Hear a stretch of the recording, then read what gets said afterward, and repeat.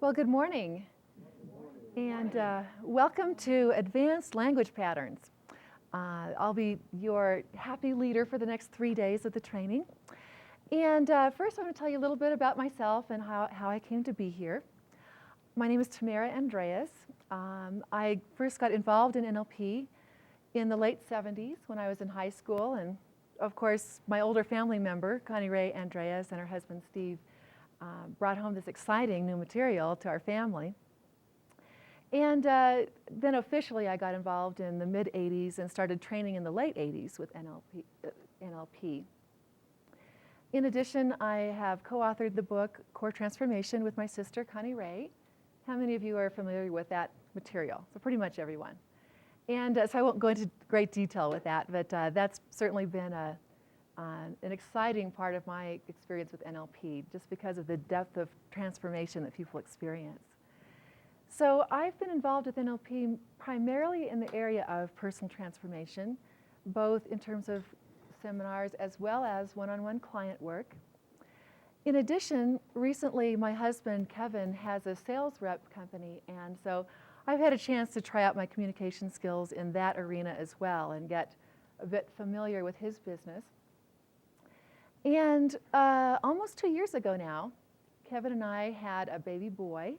So I've had also the opportunity to apply my communication skills in what I consider to be the most challenging and rewarding of all life contexts. So I see some nods around the room. And that's really exciting to me and gives a whole new meaning to the purpose of why we're here and why we do what we do. So, advanced language patterns. Now, on a historical note, I'd like to start with the history of the language patterns that we'll be learning this weekend, or not this weekend, this 3 days. In the, it would have been early 80s. In the early 80s, Richard Bandler started doing some very interesting things in his seminars.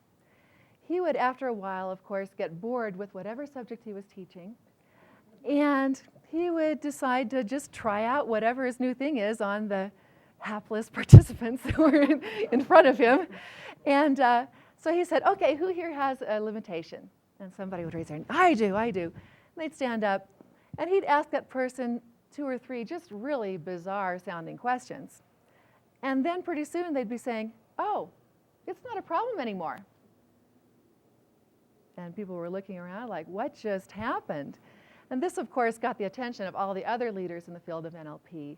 And so Robert Dilts and my sister Connie Ray and Steve were all attending his seminars and modeling these new language patterns that he was using to assist people in changing in a way that just looked and sounded like magic. And I had the good fortune of spending a summer at Connie Ray and Steve's house around this time. Connie Ray in particular was spending a lot of time getting to the bottom of these language patterns. And so from time to time, she would turn to me and say, got any limitations? And from my perspective, on the other end of it, it was really fun because I got to just experience, first of all, the questions themselves were kind of out of the ordinary, and that made it kind of interesting for me. And also, just the experience of having a shift occur inside of me without seeming to be doing anything to make it happen. All I had to do was answer her questions, and it just happened on its own. I didn't have to be conscious of changing some modalities around or, creating this desired self-image or go inside and access that part. I didn't have to do anything. I didn't have to do any of the work because the questions just automatically led me in the direction of change. And so I was so excited by this. I got some of her notes that she had around the house and some videotapes of trainings and pored over them for a while and got somebody that would allow me to practice on them. And she wrote me later to say that she had gotten a significant change in her life as well. So that was even more exciting to me that not only is it possible, it's possible for anyone to learn how to do these. There's a set of patterns that have been modeled that we can learn and apply to create change conversationally. And in my experience, it's a little bit like a treasure hunt. I have in my family a wealth of nephews, and in particular, 5 of them are kind of in a group around the same age. For a while, every year I would create a treasure hunt for them. So I would hand one of them a note, and it might say something like, if you want to eat lobster, you must boil it. Your next clue is behind the, and I'd leave a blank, so they'd have to figure out the rhyme. And before you knew it, there's this troop of 5 boys just rushing for the nearest bathroom, and heaven forbid there was anybody actually in there. But the exciting thing to me about language patterns is that, like in a treasure hunt, just ordinary things turn into the source of treasure. We're not going to use any words that you don't ordinarily use.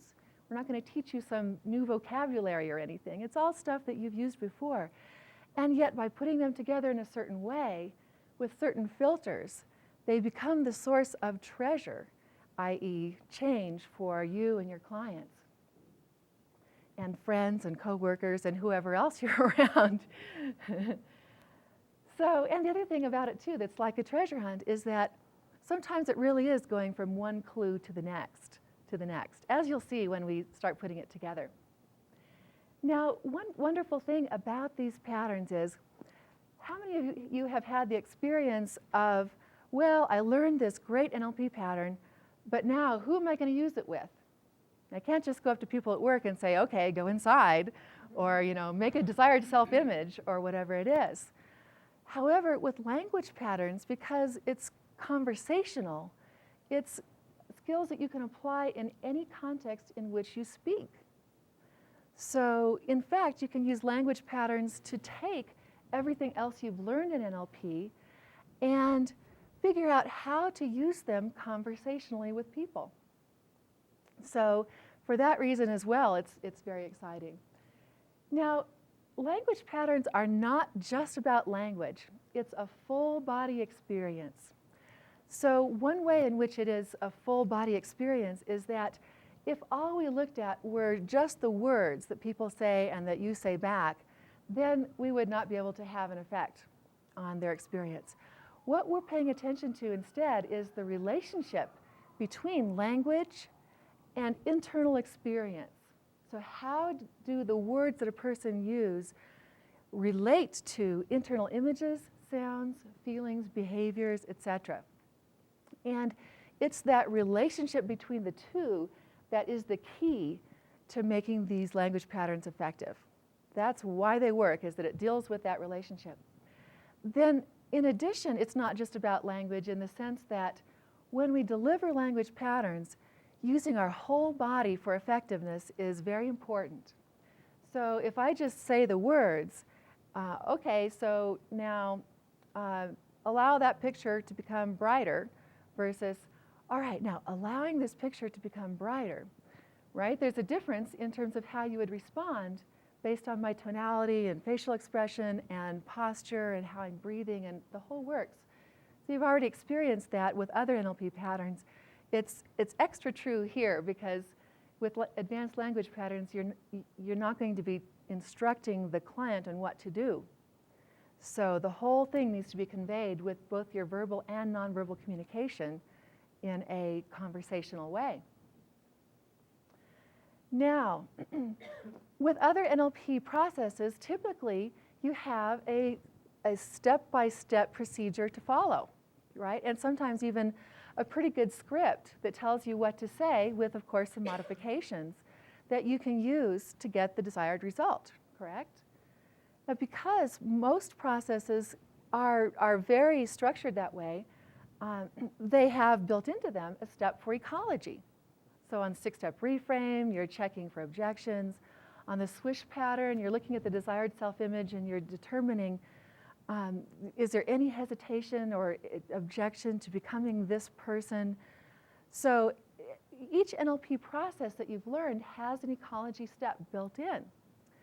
With advanced language patterns, it's a little bit different. It's not so scripted in advance. You're putting words together. You're creating your own script. And for that reason, you utilizing your own understanding of ecology and your own filters for ecology is important in applying these effectively. And A lot of it, of course, has to do with our intention. If I go into a situation with somebody else with the intention of assisting them in creating an outcome that is going to allow them to experience a greater level of congruence, to reach a level of greater congruence and truth for them, then that is going to allow me to more easily do ecological work. And the other thing is, it makes our work easier, doesn't it? Because if I am going towards an ecological outcome with the person, then every aspect of that person is on my side and working with me. As opposed to if somebody were to take advanced language patterns and try to kind of shove them down someone's throat and convince someone to do something that's not in their best interest, that just makes their work a lot more difficult. Because fortunately, we all have something within us that objects to this kind of thing. So use your ecology filters not only just for general principle, but to make your work easy with people. Now, meta and Milton models. You've experienced in your practitioner level training meta model and Milton model language patterns. So meta model, who specifically, what specifically, etc. In what situations do you apply that? To gather more information, to get specific information from the person you're speaking with. Milton model. So you can allow your unconscious resources to be fully present, or Milton model could be, so your attention to these matters of great importance. So in what contexts is Milton model language useful? You want to be, so allow the other person's content to be there. So if you're guiding somebody, for example, through a process, in what other situations would Milton model be appropriate? Help people enable themselves to do things. Yes. Subconsciously, unconsciously. Absolutely, to invite their unconscious participation. And where else? Reaching agreement? Influence. Right? Influence, reaching agreement. So you've already had the experience then with the language patterns that you already know, that different language patterns are useful in different situations. The same will be true with what we'll be learning this next 3 days. So one particular language pattern might work great in one situation, but really fall flat someplace else. So the key then is to have the whole set of language patterns to be used so that you can then discover which ones are going to fit the best for the situation that you are in. Now, also similar to what you already know, with meta model, if all you had was what specifically, if that was the only piece of the meta model that you had, would it be very useful? It would do a little bit, but it wouldn't allow you to get that rich set of detailed information that you are accustomed to getting with the meta model. The same is true here. We'll be learning a lot of small chunk patterns over the next several days, and each of those small chunk patterns typically will not be sufficient to create a desired outcome by itself. And then by putting those small chunk patterns together in larger exercises as we go along, especially on the 3rd day, that's when it becomes magical. Okay, now the purposes of this training segment are, first, and perhaps most importantly, having fun with language. And I mean that very seriously.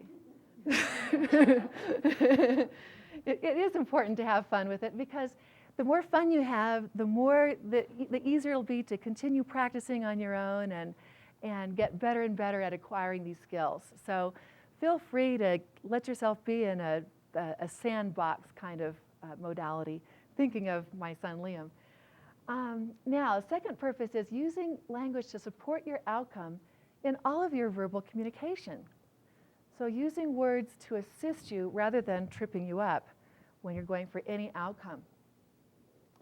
Then third is learning the skills necessary to do a complete piece of work with language.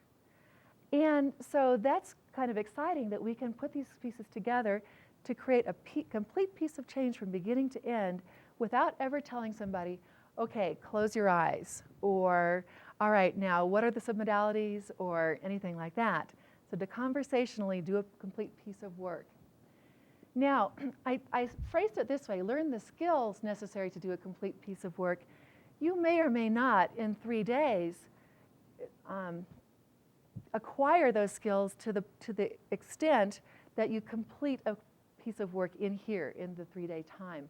But what you will learn are the components that you can continue to refine and work on and make more and more automatic so that you can ultimately do a complete piece of work with them.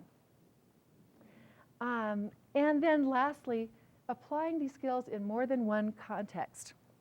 Oh, actually, going back to this one. The other thing about learning the skills necessary to do a complete piece of work I want to mention is that, to my knowledge, this is perhaps the only or one of the very few master practitioner trainings in which that is even a goal. In most trainings, advanced language is taught to support your outcome as you are using other NLP processes, such as the swish or mapping across or anything else, using language to support what you're doing. So it's kind of an extra treat that you get to go for a complete piece of change with this stuff. And then also applying skills in more than one context. So, for example,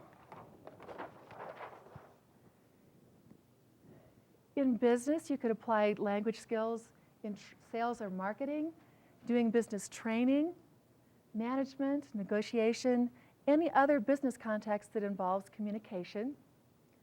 Can be applied in the area of health, either in making improvements to your own health and or assisting others, therapy and personal growth, education, again, from either end, either as you, the student, or you, the teacher, interpersonal relationships. And those are some broad categories of contexts. And I'll be using examples of limiting beliefs that we can apply to all these various contexts. However, if you really want to take this and apply it in your specific context going back home, what I recommend that you do, you'll have an opportunity later this morning to start making a list of limiting beliefs that you run into in your life, either in yourself or in other people. Both of those are useful to work with. So the more of a list you make of beliefs that you actually run into that are relevant for your life, the more you can apply the skills that we're learning to those beliefs. So that'll be an important way that you can pinpoint the contextualization for yourself. Now,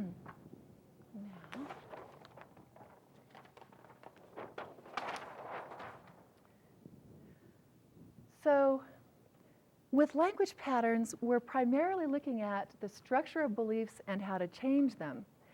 However, in looking at the structure of beliefs and learning more about that, that will also assist you in your modeling process. You'll have that much more experience also with eliciting beliefs. So with the modeling that you've already been doing for your projects, have you had the experience that people who have a skill just kind of walk up to you and say, oh yeah, the belief that I have that makes this all work is... People don't usually do that, do they? It takes a little bit of digging. And so you'll also get greater skills at digging out the belief system that's involved behind the behavior. So as an example there, it happens that my husband, Kevin, is extraordinarily good at cold calls, if I can brag on his behalf for a moment. He loves doing cold calls. It's one of his favorite things to do. He'll call me on the phone and say, oh man, I'm just having so much fun calling on these new people I've never called on before. Those of you who aren't in sales, that's what cold calls are. It's just going out and calling on somebody new that you don't already have a relationship with. For many salespeople, that's an area of grave fear and trepidation. And because typically a salesperson, or maybe not typically, but oftentimes a salesperson is thinking in terms of, if I go in there to somebody I've never talked to before, then they could get mad at me, throw me out the door, reject me, whatever. Well, one of my husband's beliefs that allows this to go so well for him is when I do a cold call, it's an opportunity for me to get to know somebody new. So that's what a cold call is for him. Has nothing whatsoever to do with rejection. So that's an example of a belief that allows him to utilize his cold calling skills, that if somebody else knew exactly what to say when they went in and they didn't have that belief, if they still believe that cold calling equals rejection or equals, the person may or may not be cordial to me, then they are not going to have the same nonverbals when they go in. They're not going to have the same motivation to go in, are they? So there's an example of a belief that is a key to a skill. And I imagine some of you are already aware of that in the modeling projects that you're doing with the course. Yes? Okay, good. Great. Now, when we make distinctions, when we come up with categories, what we like to have are nice, neat boxes, kind of like this, right? Where something's either here or it's there, and it's very clear and distinct. However, advanced language patterns are not going to be like that. It's going to be more like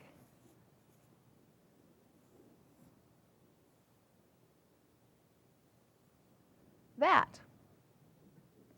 And the reason that it's like that is that what we're going for with advanced language patterns isn't so much how to split hairs the best and to put things in neat packages the best, but what we're going for is what's the most optimal way to create language patterns that are useful.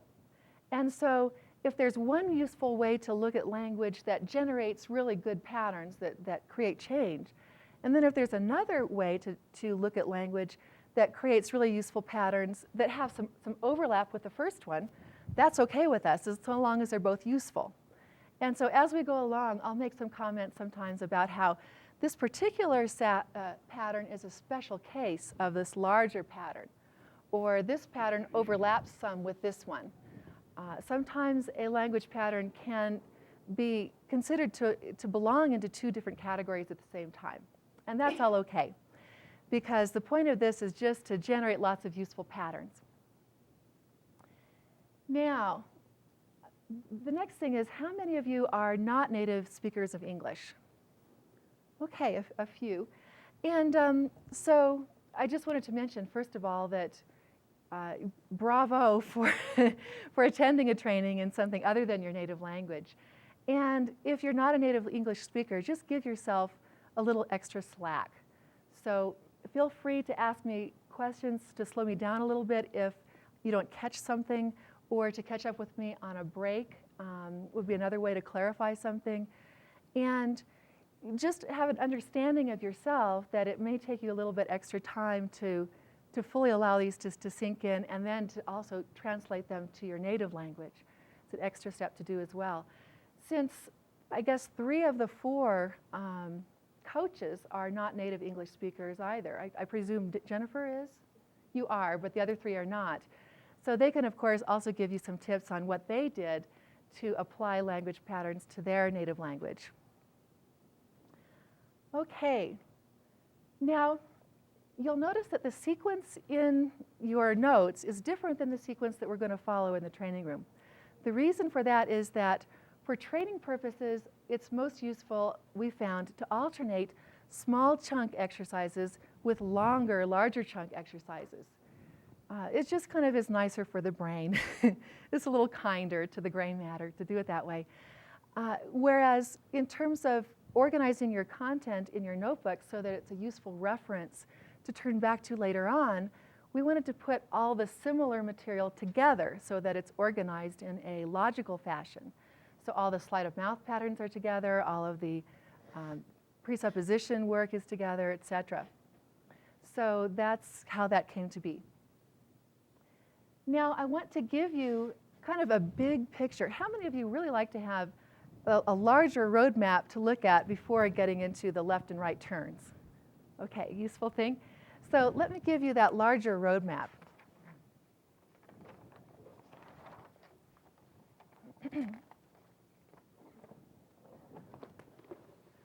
The basic structure that we'll be following is starting with gathering some information, loosening the old belief, replacing the old belief with a new belief, testing, future pacing, and then installing on the timeline where and when it's useful. Now, does this structure look familiar to you? What does it remind you of? What you've been doing for the last 2 days. Yeah.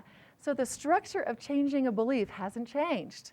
You go through the same basic thing, whether you're using submodalities, whether you're using the walking belief process, whatever you're using as the means of changing the belief. Now, it's the method that gets a little bit different as we go through using advanced language. So as we do the small chunk language pattern pieces, I'll show you where on this flip chart, or where on this flow chart, those pieces fit, so that you can see then how the pieces are coming into the puzzle as we go along.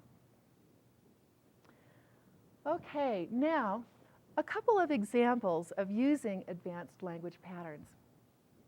When I was going through my master practitioner training some time ago in Boulder, Colorado, one of the trainers that we had was Tom Best, and he talked to us at some length about something called the threshold of perception. And this, you're nodding your head, some of you. Okay, so he talked about this with you as well, where there's a threshold of our perception. If a difference is great enough so that it's over that threshold, we can perceive the difference. Whereas if a difference is so slight that it's below that threshold, then we do not perceive that threshold, or we do not perceive that difference. And by lowering that threshold of perception, and you probably recall this nonverbal pattern from Tom Best as well, by lowering that threshold of perception, we can enhance our sensory acuity, make greater distinctions, become more effective at whatever it is that we're doing. So in my master practitioner training, one of my fellow participants came up to me in a break and said, "Hey, Tamara, can you help me do that?" And I said, "Do what?" And he said, "Oh, you know, lower my threshold of perception." And I said, "Okay." And I had no idea what I was getting myself into here. So we agreed that we'd get together at the end of the day. And so then he comes up and he says, "Okay, now I'm ready. I'm ready for you to help me lower my threshold of perception." And he uses the same nonverbal hand signal that Tom was using. So I said, "Okay, great. And as you allow your threshold of perception to lower and look out above it now, how does the world look?" And he goes, "Oh, wow. That's really different." and he was just looking around, and he told me the next day that whole evening he was just, everything, he was seeing little minute patterns in the wallpaper and the curtains, and it's like he was on a drug experience or something. But he was noticing more detail and more differences that he had never noticed before. Now, that is a very short and simple example in which, by just presupposing that he already had his outcome, he did. And of course, the key that made this work is that on an unconscious level, he already had or was able to quickly construct a representation of his outcome.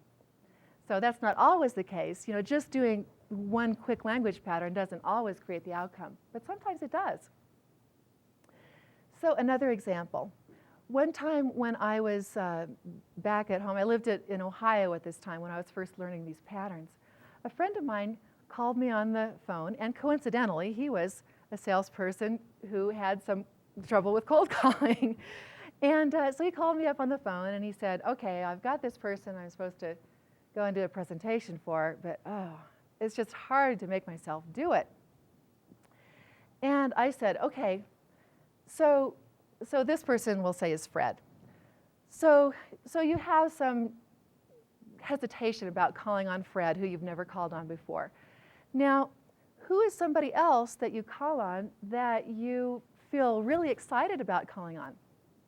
And he said, "Oh, George. I have no trouble calling on George." And I said, "Okay, great. So now in what way, now that you think about it, is calling on Fred really a lot like calling on George? And he said, oh, well, they're both people, you know. So he throws out kind of a quick, clever response. And from his nonverbals, even over the telephone, I could tell he had not stepped in to the resource or to the solution.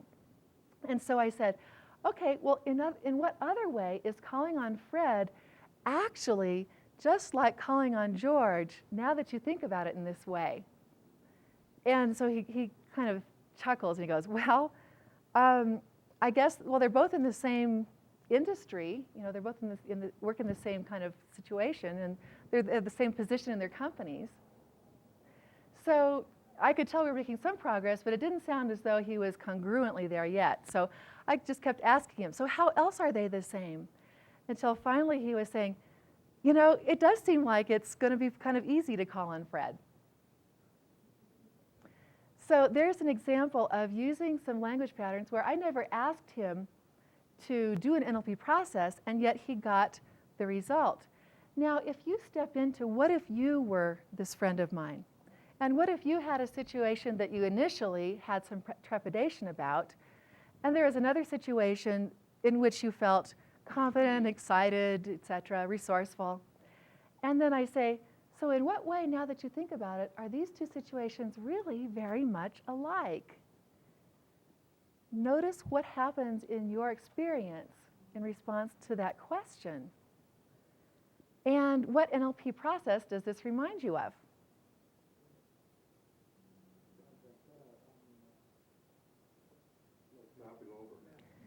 Mapping across, absolutely. So it's like a mapping across or an anchoring structure. And yet I never elicited any submodalities. I didn't, you know, say, okay, now press and hold this resource anchor. It was just by using language patterns that I accomplished the result of an NLP process. So those are a couple of quick examples. And by the end of this training, you'll have lots more examples as well. Okay, now let's get right into some specific experience with language and the effect of language. So we're going to start with verb relaxes. Now, some of you may have heard about this under the title verb tenses. However, we don't get all uptight about it in here. We're just going to be relaxed and loose and have fun. So we call them verb relaxes or verb forms. Now, what I'd like to do is to have you, actually probably easiest would be is if you put your notes on the floor for now.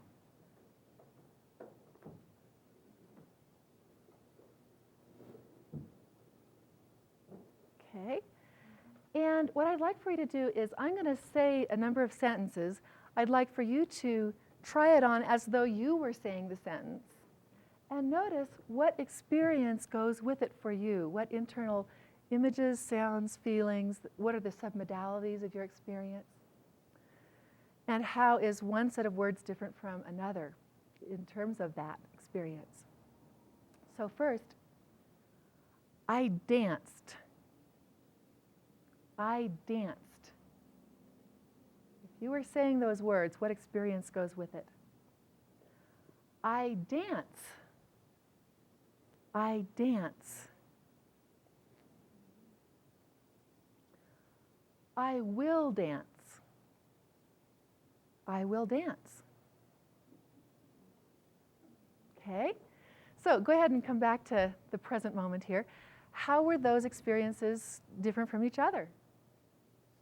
Location was different. Location and what was that? Location and time. In time, yeah. So location in relationship to your timeline, right? I danced, I dance, I will dance. Okay, now let's find out what happens if we just change those words in a subtle way. Let's find out what effect that has. So this time, I was dancing. I was dancing. I am dancing. I am dancing. I will be dancing. I will be dancing. What was that? Location for me. For you, location was different again. And in what way is the location different for you? It's like one here, one there. For the first set or the second set? Mm. For these? Okay. And what was the location for the last set? I couldn't find anything different. I tried to do it in my own language also. Okay. So for these, you noticed a difference from one to the next then, in terms of location. What other differences did some of you notice between this set and the other set of patterns? Yes, Anne. It was about, that was a picture of between this one and the other set. I guess more activity. Okay. This Motion. one I was really right in it. I am dancing, right in it. Okay, so for how many of you was that the case? With this, it was a movie, whereas for the other one, it was either a still image or maybe just a very short movie clip. Okay, so almost everybody is nodding their heads. Now, the interesting thing is you got a submodality change. I didn't have to say, change it from a slide to a movie, did I? So the submodality was presupposed just by the form of the verb that I used. Now, in addition, somebody was saying something about you were really more in it. So how many of you also had a difference between dissociation and association, going from the previous set to this set? Okay, most everyone did. Great. And also, as you look around the room, notice that not everyone had the same response. So for that reason, we can't just assume that because I said certain words, the person had a certain experience. We always need to check it out with the nonverbals of the response that we're getting back. And sometimes check it out, actually verbally by asking questions as well. Depends on how subtle we're trying to be. Okay, another difference I want to ask about is between I dance versus I am dancing. In terms of time, where is I am dancing? Now, present moment. In terms of time, where is I dance? Okay, Anne is making a gesture like this. Generalization. Now, for how many of you was that the case? For I dance, it means that, dancing is something that I do that I could do at any time. Okay, all right. Is there anyone for whom when you said I dance, oops, on the other page, I dance, that still meant I dance right now? Okay, all right. So again, not everybody has the same response. For most people, the present tense can also generalize through time. And say, like if I say, I teach, I could say that even if I was sitting in a cafeteria, doing nothing but eating. So the present tense tends to be something that we do over time rather than just right now. Whereas I am doing something, that is right now. It's very specifically right now. Okay, let's do the next set of language in which things get even more interesting. So, I had danced. I had danced. I have danced. I have danced. I will have danced.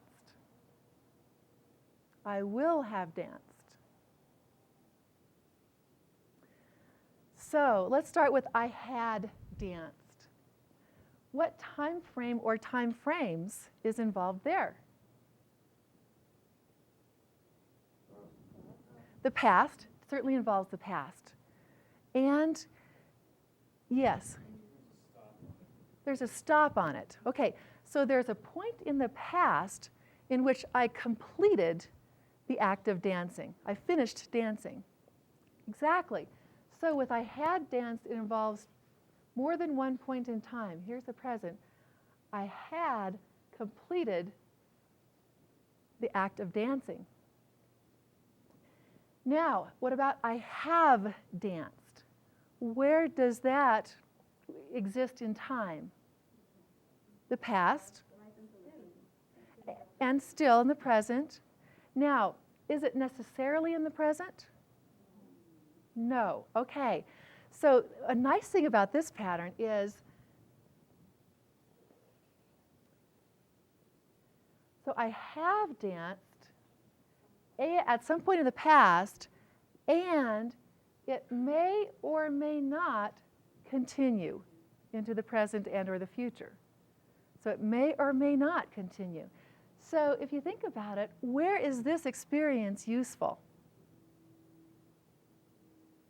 As a reference experience. If I come to you with a problem and say, okay, I have this problem. This is a problem that I have. And you want to start loosening me up on this problem, right? No, you'll have it. So yet you have had this problem. So now I'm not going to disagree with that because yes, I have had this problem. And you're not telling me that I no longer have it, but you're leaving it open. I may or may not have it in the present now. Whereas if I have a really flexible brain, you could go right to, okay, so you had this problem, hadn't you? Or with tag questions, you can actually change it midstream. So you have had this problem, hadn't you? So you can start out with more of a pace and then just subtly slide it further back into the past. And usually you're not making such an emphasis on the words that you're saying. So if you say that more conversationally, it's more likely to just slide in. So you have had this problem, hadn't you? You know, if you're not really focusing on my language, you're going to miss it consciously and allow the unconscious to take advantage of it. Now, next one. I will have danced. What time frames does this involve? It involves the past and future in a certain way. Exactly, yes. So it goes to the future. I will have danced. So at some point in the future, I will have completed dancing that's in the past relative to this point. Now, what if we were to say then, so here's a resource that you haven't actually experienced, but I could say, so after you've made this change and you will have had this resource, now you can go out to the future and look back on having already had it. Why is this useful? Why would we bother doing that as opposed to just saying, so you will have this resource? It's a useful way to future pace. So the question, yes. So the question, What did you say? okay, so when you have made this change and you will have already had this resource, then what exciting new things will you be noticing or whatever? So I use a different sentence that time, but the same verb form, which is that you will have already had the resource.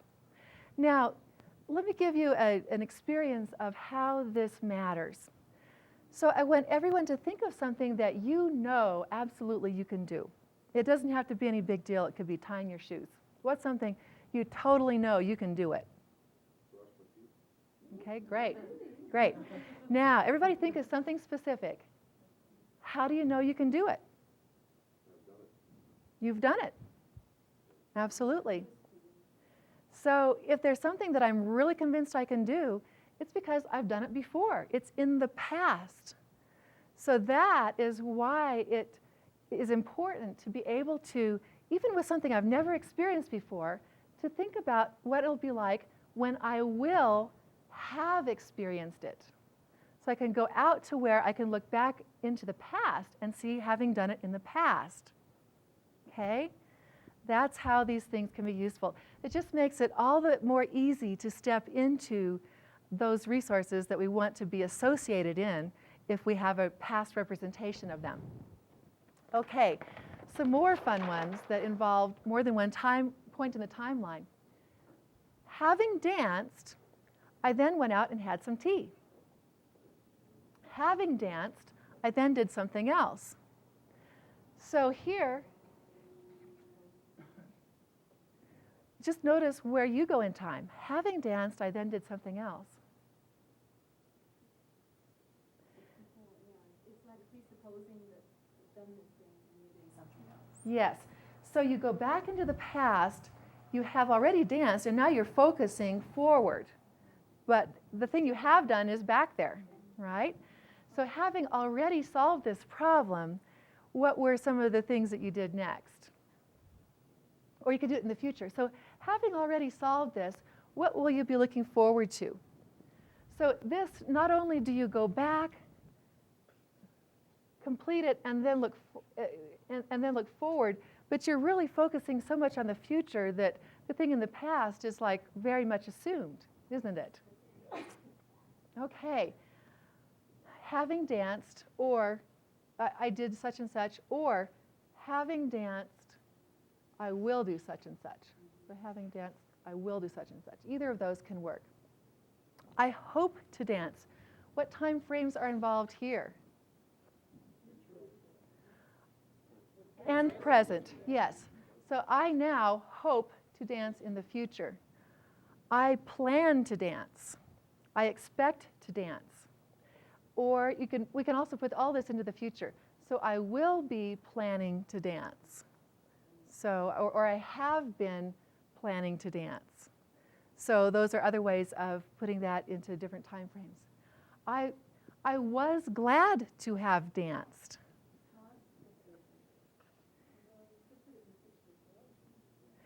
So yeah, this one is I was glad to have danced. Right? So at some point in the past, I was glad to have already danced. Were you glad to have solved this problem? Were you pleased to have learned what you learned from that experience, etc.? And we can also put it into the future. I will be glad to have danced, or thrilled, or whatever verb we want to put there.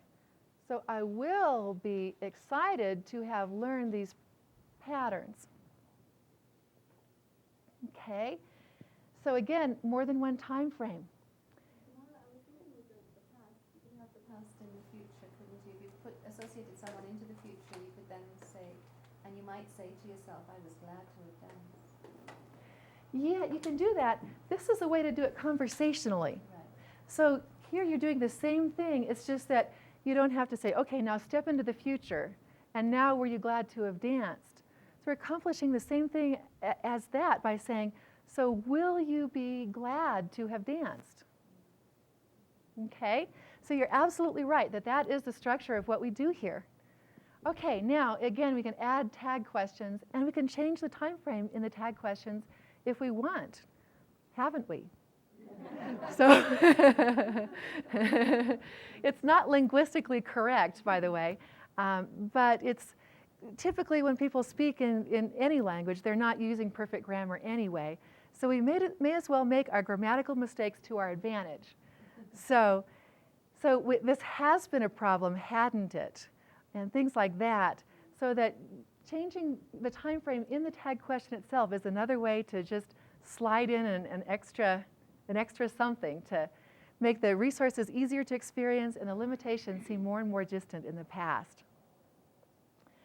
Okay, so now let's get a little bit of an exercise with this so you can start to use a few of these patterns. And for this exercise, just to demonstrate it, it'll be easiest probably if I demonstrate the whole thing. So if somebody would stand up and just give me a very short 3 or 4 words, this is a limitation and this is my outcome, then I can demonstrate the exercise with that. Like, I chew my nails and I want to be comfortable with my nails away from my face. It doesn't have to be any big deal. So limitation and desired outcome. Coaches? Yes? English language, I speak too fast, I want to slow down. Okay. Okay, so Michael, you have had the experience of speaking quickly with the English language. Right. And when you have made this change, you will be speaking more slowly. Okay. So what I'm doing is, and I'm calibrating to Michael, is he following me with this? I want it to be a pace for him, and at the same time, I want to be pacing his limitation and his outcome in such a way that the limitation begins moving into his past, and the outcome begins moving into his future. Okay? So another example? Anybody, participant? Yes? I'm good at running short distances. I would like to be able to run longer distances. Okay. So, all right, and if I were to read something into that a little bit, your current limitation then would be that you're not currently running longer distances, and you would like to be good at running longer distances. Okay, so now I'm going to backtrack it using the exercise. So, Jean, you have already had the experience of not being as good at longer distances as you would like. And what you really want, when you have what you want, you will be running long distances just as well as you already run short distances, won't you? Okay.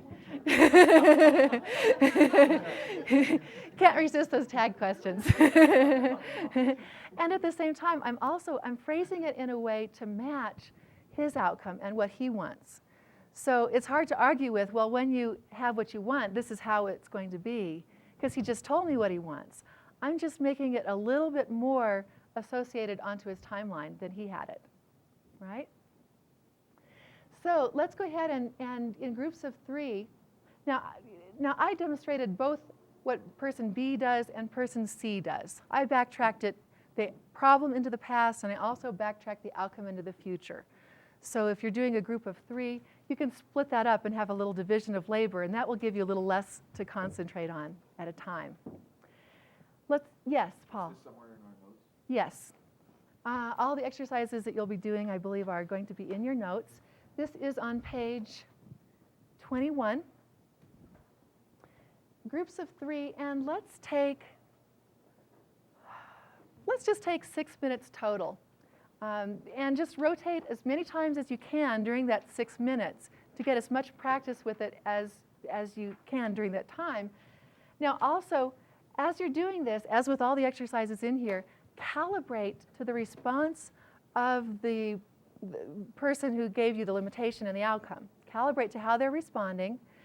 And if you did something that they could not follow along with, then try delivering it a different way.